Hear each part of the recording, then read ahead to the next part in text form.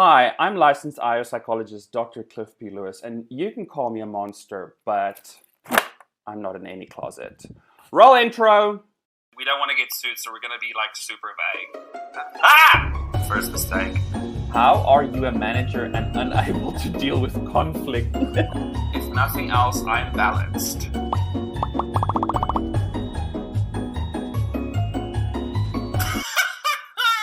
Welcome to Management Tool, the show about psychology, employment, and management, where my esteemed guest and I talk about why what you're doing is wrong. On the line today, we have my uni housemate, roommate, and neighbor, Alexander Leigh. Hello, Alexander. Hi there. Cool. So, Alex is currently a VC investor at one of the most active equity investors in the UK. What is VC? Venture capital. Okay, so you're a venture capital investor. You mentor at Techstars, including 9 years of mentoring startups, run a blog on entrepreneurship and investing with the name The Tippy Top. The Tippy Top blog, yes. We'll plug all of your stuff at the end with your handles and all of that. So you started working in engineering, research, and development at a high-tech Formula One marine propulsion startup. After that, after founding a number of startup ventures, you transitioned into business consulting and investing. Transaction experience in venture capital, private equity, real estate across emerging and developed economies. I don't know what any of that means, but it sounds impressive. You have operational improvement and turnaround experience for numerous high-profile brands, including FTSE 250 companies. It is said FTSE, right? It's not just in South Africa, or do you call it FTSE in the UK too? I call it FTSE, yeah. Right, because that's how they... It sounds like that other word. You know which one I'm talking about, right? I think so. We're not going to say that because so anyone who knows me or may have watched a few episodes will know that I have a total potty mouth and I have zero professionalism. So I'm going to try and filter a little bit. I'm not making any promises, but I'm going to filter a little bit because before we started recording, Alex was like, okay, you just have to keep in mind that I actually have a 9 to 5. So and want to keep it that way. Right, yeah. So, Alex, I will try and not jeopardize your professionality. So let's continue with this bio because it's not finished yet. You have an honors engineering degree in mechatronics from Stellenbosch University, which is where we met. Oh, funny story.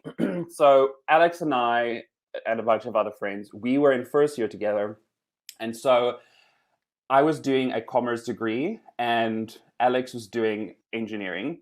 And so at Stellenbosch, the engineering faculty has test week. Is it every semester or every quarter? How often do you have test week? That's a good question. It's a memory I try to put behind me at least twice a year. Right. Regardless, they have test week in engineering. So they write for a whole week, they write tests. And so being new, a first year, and hearing that my neighbors and my new friends at university and are doing test week and they're freaking out, they're studying so hard, and I don't have any tests coming up, and I get nervous and I'm freaking out because did I miss some dates or something? And so I go to my economics lecture the one day and I'm like quite frazzled. I'm like, I hope I don't come across as, moron, but like, don't we have any tests coming up because my friends have got test week? And she smiles and she says, are they studying engineering? I said, yeah. She said, don't worry, the other faculties don't do that. So, yes, so you have you have an engineering degree, you have an MBA from the University of Cape Town, and numerous financial certifications, including CFA. So, Alex. Technically, you have to say past level 1 of the CFA examination. No one watching this cares, but for the CFA's purposes, the CFA is not watching this, but if you are watching, Alex is not inappropriately positioning himself. What do you call that? Unprofessional conduct or something like that? No, it's just me being ignorant. That one. Ignorant. No, they're ignorant. That's ignorant. Right. So, welcome, Alex. Thank you for being on my show. You are one of my many friends who I am bullying on being on my podcast. Thanks for joining. My pleasure. So, the reason I asked you on my show is, when I say show, it sounds much more grand than it really is. But I want to specifically talk to you about people solutions or people issues, or what most people will know as HR within startups. And the reason is because I think that is a massively booming sort of subfield of my area. You would know the startups, and especially tech startups, are growing out of control, and you can't necessarily just take big corporate HR and apply it to startups. So there's a lot of interesting things happening there, and I would love to hear your experiences or the experiences of the people that you work with your startups. And yeah, just talk about people solutions in the startup sphere space. But before we get to the roasting, so my show is all about roasting people for being bad. But I am, if nothing else, I am balanced. So I like to start my show with a little segment called The Sharpest Tool in the Shed, where we celebrate someone who's not being a management tool, but is actually being a sharp tool. And let me just quickly pull up my Excel spreadsheet. The sharpest tool in the shed this week is, I'm going to butcher this name, Sanjeev Bikandani. Does that name ring a bell? Not to me. Okay, so why is Sanjeev the sharpest tool in the shed? So, are you aware of ET Startup Awards? Not Economic Times Startup Awards. Right. I'm sure there's a lot of I almost said award shows. Tell me that you grew up in the 90s on MTV without telling me you grew up in the 90s on MTV. I made it through the wilderness. Somehow I made it through. The reason Sanjeev is sharpest tool in the shed is because he's quoted to say, "Though I'm the face of InfoEdge, the truth is it's the investment team, the other directors that have enabled us to stay on as investors. It's a joint effort, and most of the credit goes to the Zomato team." So I love seeing that as someone who's studied leadership and who works a lot in leadership. I really, really have a distaste for romanticizing and idolizing successful leaders. And so for him to actually acknowledge, and you could argue that maybe he's just being modest, but to publicly acknowledge that it's not just him, it's his team as well as the startup team that has been instrumental in the success. Did you have any comments on that? Agreed? No, amazing. As you say, we want to see more of that. And VC organization or investment organizations should be a very flat structure with everyone contributing, because you only have one set of experiences in your life, and you might not have eaten at that type of restaurant or never used a dating app. So that's why everyone's opinion is as valid as each other. Great. Yeah. And so someone like Sanjeev setting an example for other people then to follow suit, and also to say, listen, okay, cool, I don't know everything. It's not just me, it's my team, and it's the startup team as well. Yeah. So I want to hear your thoughts, Alex. Tell me about, I like to call it people solutions and people science specifically.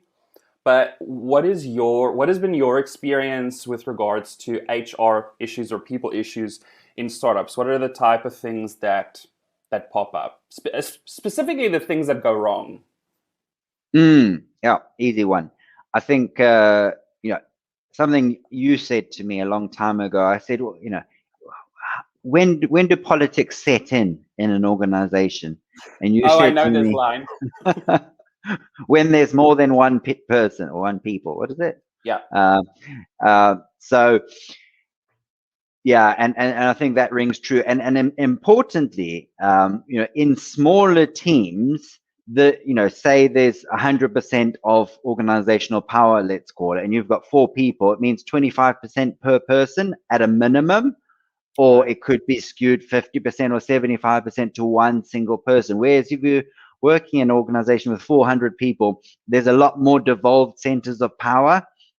And so no one individual has that type of power to, negatively influence and bully. And hopefully if they do, they use it in a positive manner, but generally people with that much power don't. And so these are the problems you see manifesting in startups. And so there's, I guess we can talk about 2 things. We can talk about the founding team, and then we can talk about the, wider employee base. And that is now as the startup grows, I'm assuming. Exactly. Right.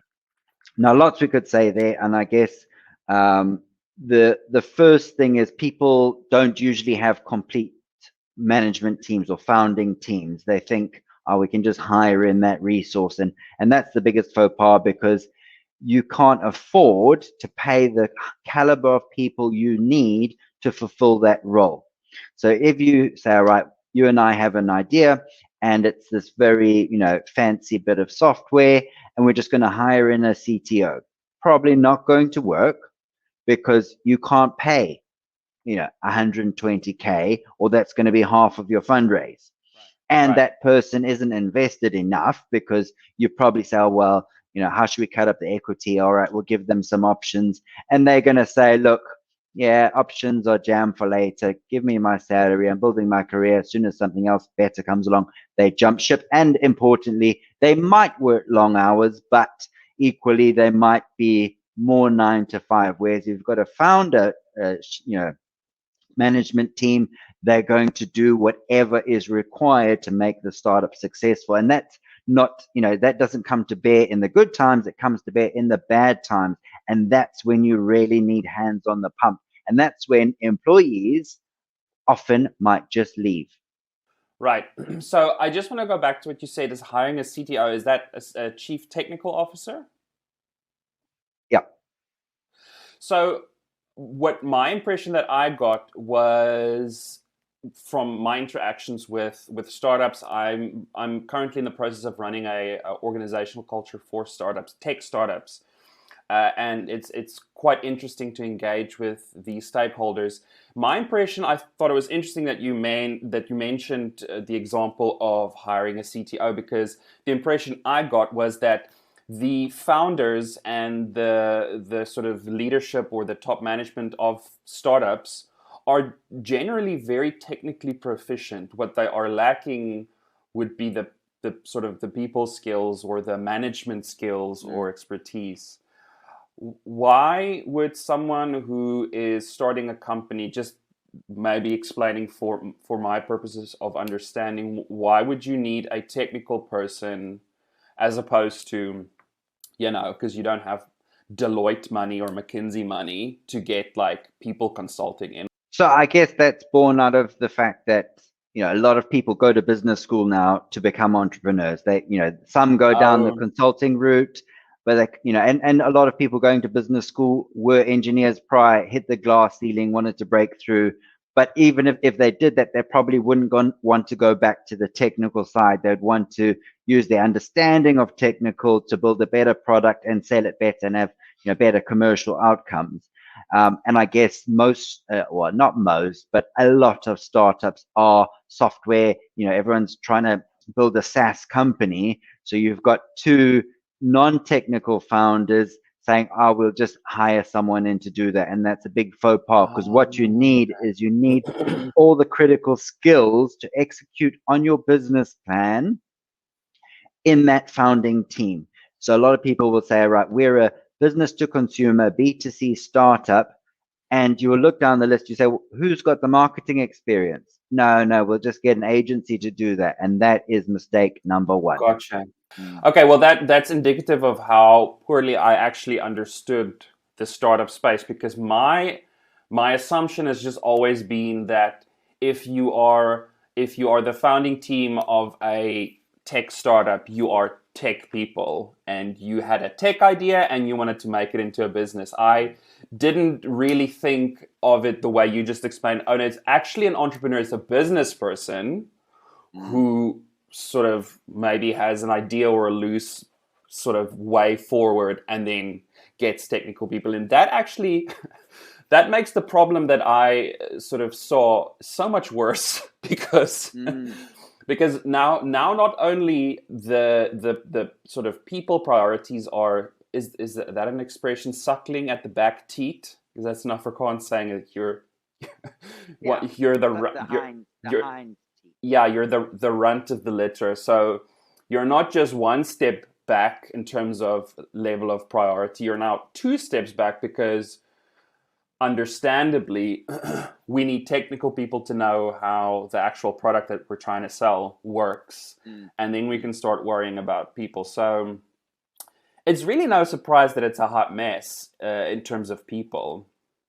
Yeah, and like to your point, you're not incorrect by saying it's often technical founders, because you might have 2 technical founders that met, during engineering, and they don't have the commercials, and equally as dangerous. Right. Because you need someone who can build the pitch decks, who can go out, talk to investors, do the selling, and if that's not in your wheelhouse, you've got a big problem.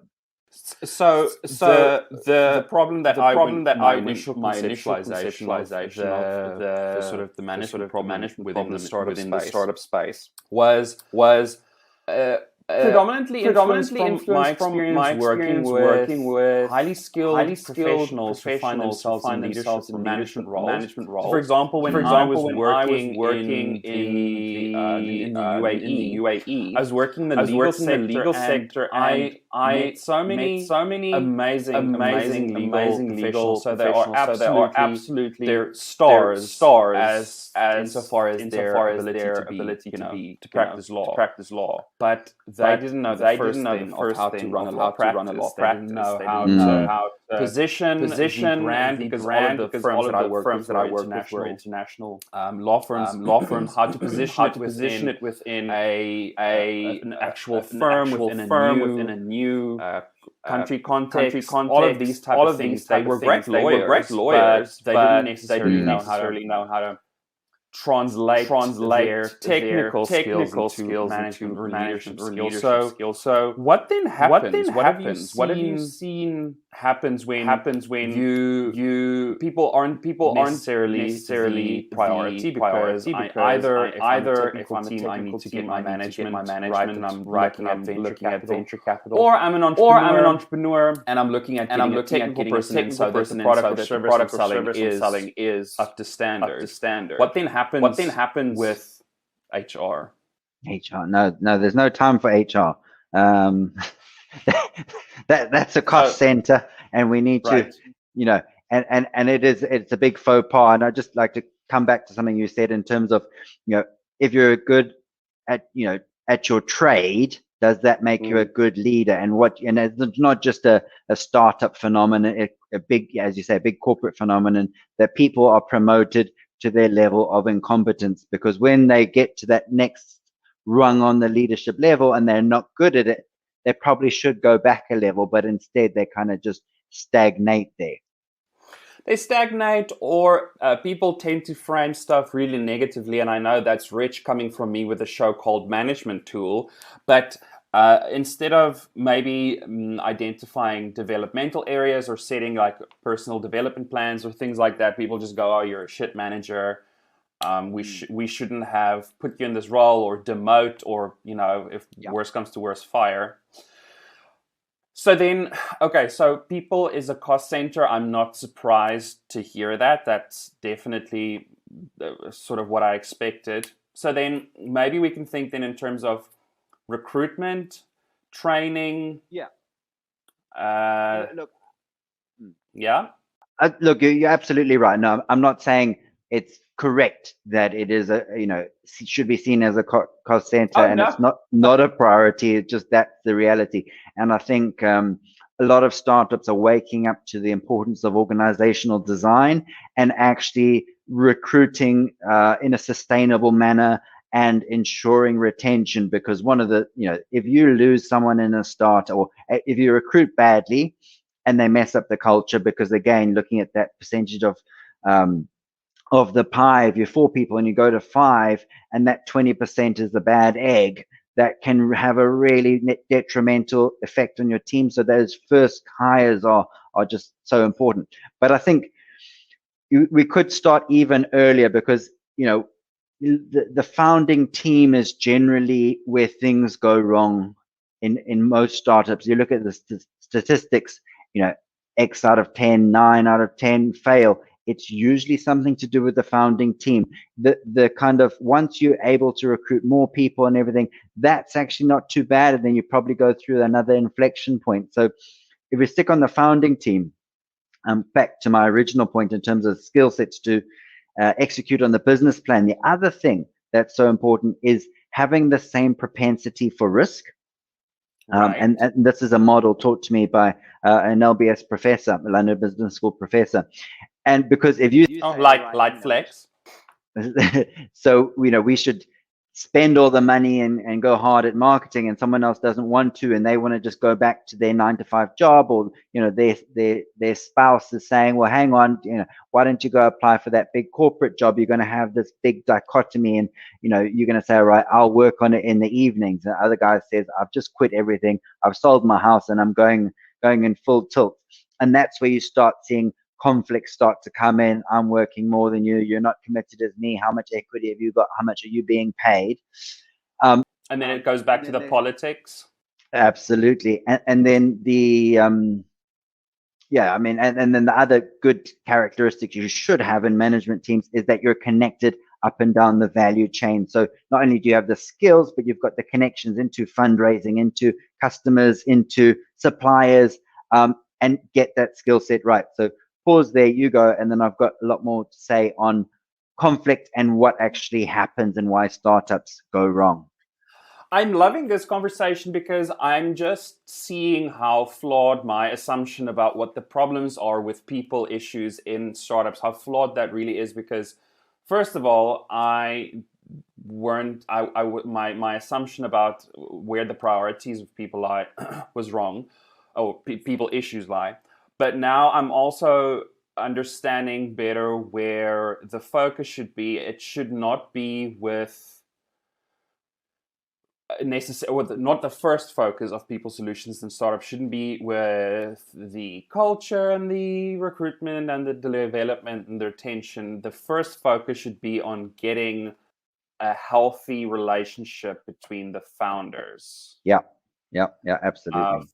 Based on what you've said and your own experiences, it sounds to me like that should be priority number one, and it needs to be close to perfect before you even think about development plans and recruiting and stuff like that. Is you need to get that team to work together.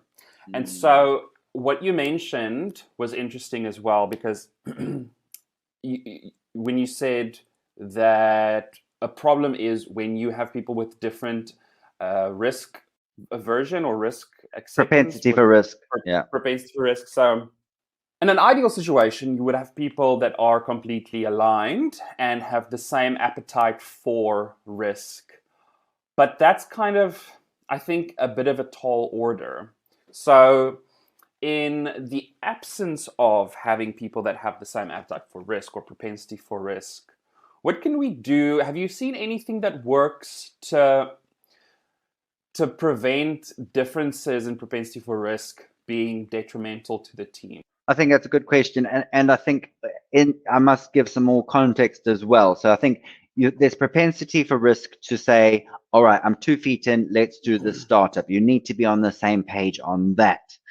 However, there's another thing where you generally need someone who's got a very high degree of propensity for risk and someone who's more conservative, and the two balance each other out. Now, often you see that kind of relationship with the CEO and CFO. So the CFO says, oh, we can't really afford it. And the CEO says, we need to go really gung-ho and grab the market. And left alone, the CEO will probably end up running out of cash. and we, being very stereotypical, it could be any one of any kind of person. So not trying to do finance people a disservice.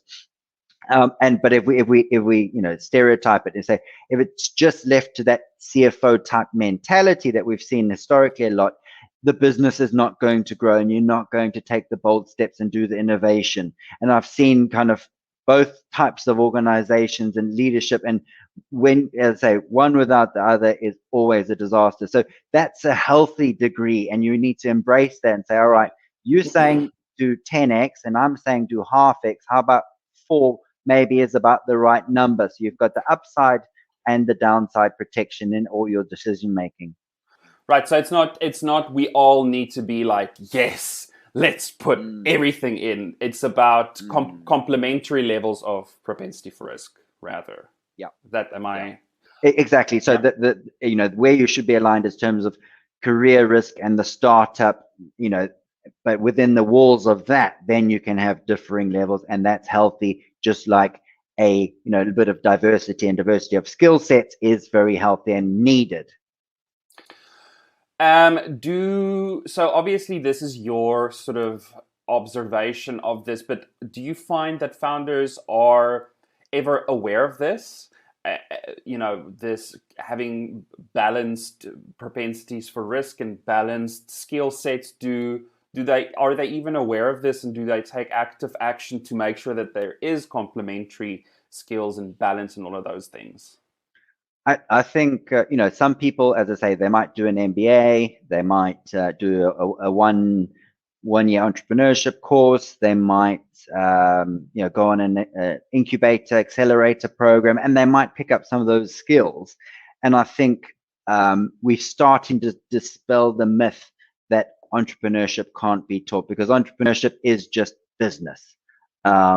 And so people are coming around to that. But typically what we see is the people becoming entrepreneurs historically have not been the people who have pursued education, like in the formal sense. So they haven't been reviewing models and case studies. They're just saying, well, instead of trying to struggle on this career thing, I can make more money, have more freedom, and do what I love, being an entrepreneur. And they will figure it out, but most likely through trial and error in a school of hard knocks, and hopefully they learn quickly. But no, so in summary, no, I don't see people coming at it from a design perspective, and maybe there's something healthy about that because you don't want to be too clinical.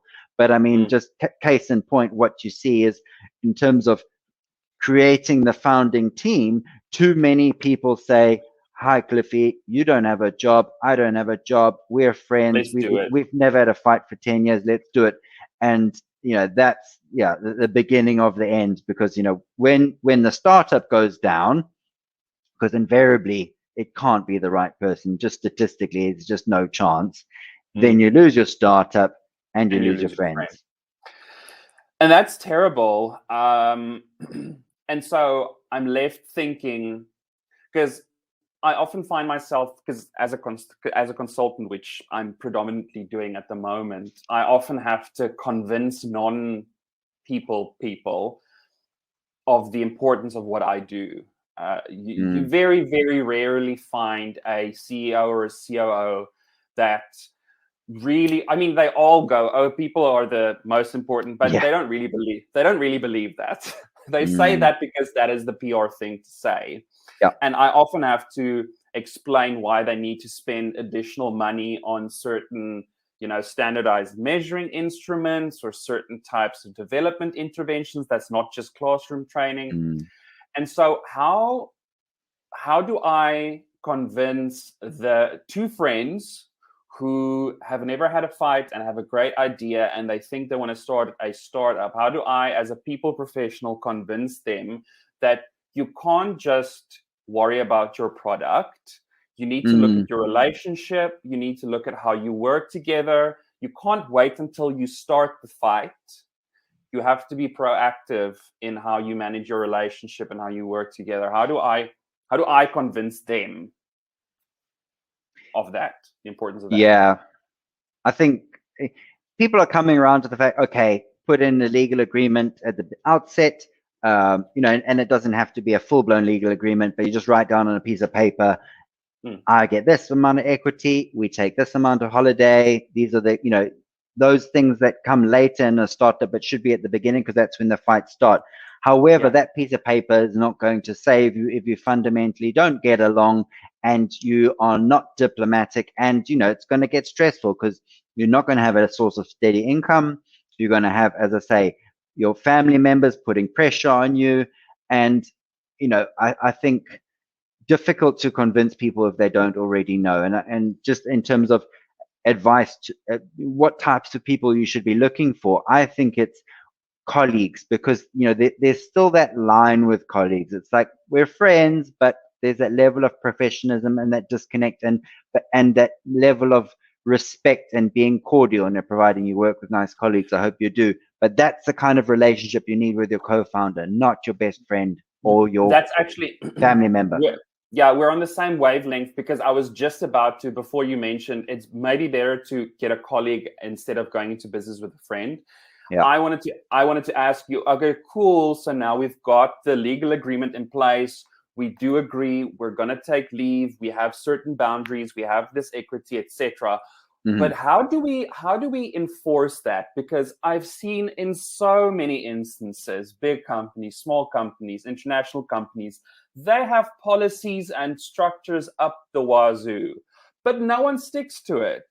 I recently worked with an organization that actually had a work-life balance policy, like people shouldn't work longer than a certain amount of hours. They should have rest days, no work at night, no work over the weekend, etc., etc.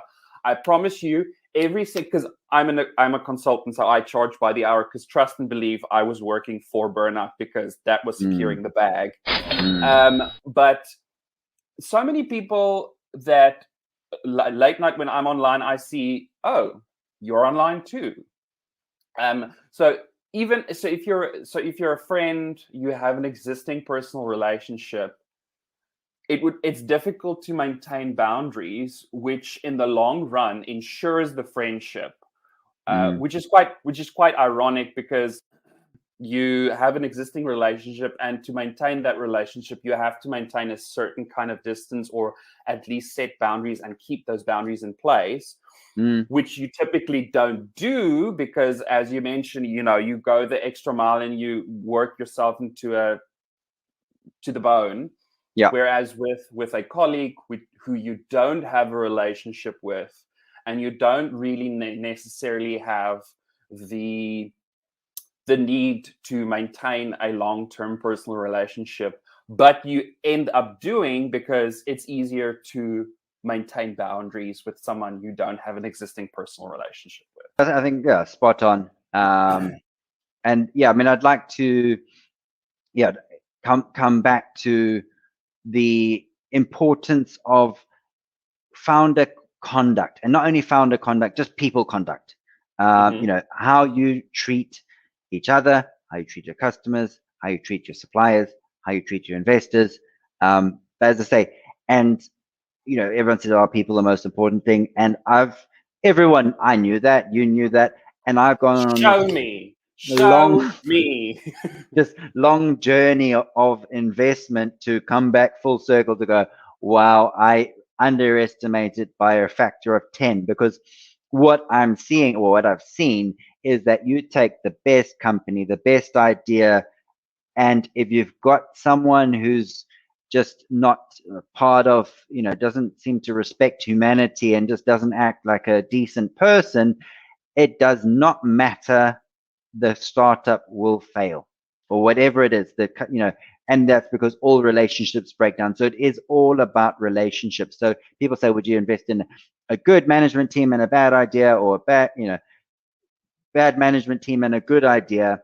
I think, it's certainly the good management team with the mediocre idea. You'd never invest in a bad idea, but a mediocre idea that could become great with a bit of nurturing. It's not completely flawed. You just need to polish it up, and that's part of the innovation, entrepreneurial journey. But as I say, and I just want to pull up a nice statistic here, and I've just seen they've changed it. So CB Insights, they do a lot of startup research, and they've actually just changed the ranking order. Why do startups fail? It used to be no market need, number one, and then number two, run out of cash. Now I see they've recently changed it that 38%, and this is now the top category, run out of cash or fail to raise capital. Now that generally is because they don't respect the CFO and the financial model, and also working with investors and demonstrating proof points. But often that comes down to the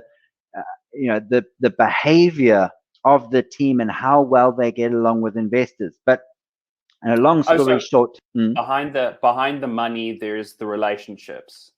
Absolutely. And then, so I'll just talk briefly. No market need. The startup shouldn't have probably existed in the first place because the idea was not good and no one needed it. So everyone went on and got the Twitter account and the offices and this and meanwhile there were no customers. So anyway.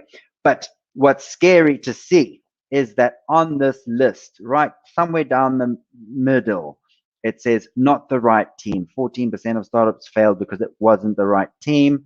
Then right at the bottom, burned out, lack passion. Oh, there we go. Disharmony among team/investors. That's down at 7%. Now I contest that because what I see is most startups fail because of conflict. And usually, again, not wider employees, because of founding team conflict. However, it's not a very nice thing to say. So people will say, yeah, there's a bit of conflict, but yeah, we ran out of money. Why did you run out of money? Because you were fighting so much about this, that, and the other, and you couldn't affect your fundraise. So in Alex Leigh's statistic, why startups fail, 80% fail because of conflict and people issues. But do you think? Oh, I love hearing that. I mean, it's a horrible thing, but it's valid. It's validating for me as a people professional to hear a venture capital professional say that. Oh, see, my screen just froze. Just bear with me. I need a CTO to help me work these things. Right. So you mentioned it's not a nice thing to say, when you're asking a survey or whatever. Was it a relational thing? But do you maybe think that maybe people just don't realize they only see the money? We were unable to get the money, and they literally just don't realize. Wow, it was just because we were fighting. If we weren't fighting, we would have been able to get the money. Do you think that's maybe a factor as well?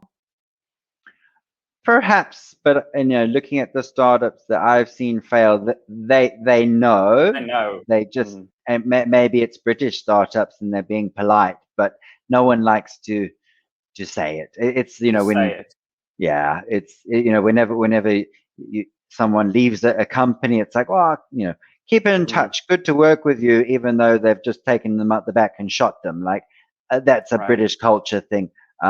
It might differ around the world, but generally, I say in startups, often people make that mistake of working with their friends, and you don't want to upset them. And you maybe you were friends for 10 years, and maybe in a couple of years you want to pick that up. So that's it. And I think bringing on to founding team issues, we need to talk about the board, because hopefully the founders listening have a board. And realize the importance of a board. And they say, I work with a lot of board professionals and board training experts, and they say the success of the board, it's not down to board packs or governance and everything. It's down to the level of dopamine or cortisol in the boardroom. So if there's a lot of angst and fighting in the boardroom, that culture permeates down. Founders, they dread the meetings. It's not productive. You don't talk strategy. They don't get the emotional support they need. And that is the beginning of the end. Whereas if it's uplifting, if it's a supportive environment, you get advice, that is the making of a successful business. It's about balance. And as you said, definitely it comes down to relationships. And it is very validating to hear someone who's not a leadership professional, a people professional, talk about relationships among founders, boards, things like policies, governance, and the product and all of that, and the venture capital, the money, and the customers is all important. But underlying all of that is relationships. So And I think, yes. just finally, in terms of how do you convince people that your services are required? You know, you don't sell to people; people buy from you. And I think if anyone is in that similar kind of boat, it's you get to the stock. That's why a lot of investors focus at Series A, because if startups have gone through pre-seed, seed, they're at that more mature stage. They've only got there because they understand the importance of people issues or good people management. And when they want to go on that proper big scale up journey, they'll say, we need support to get this right, because the culture and the people are so important to our success. And that's where you land your pitch on their desk and they'll say, that's exactly what we need. Oh, wow. What a positive way to conclude a show called Management Tool. Well, thank you, Alex. I think that was really insightful, and you know me, I shoot from the hip. So I'm not just saying that because we're friends.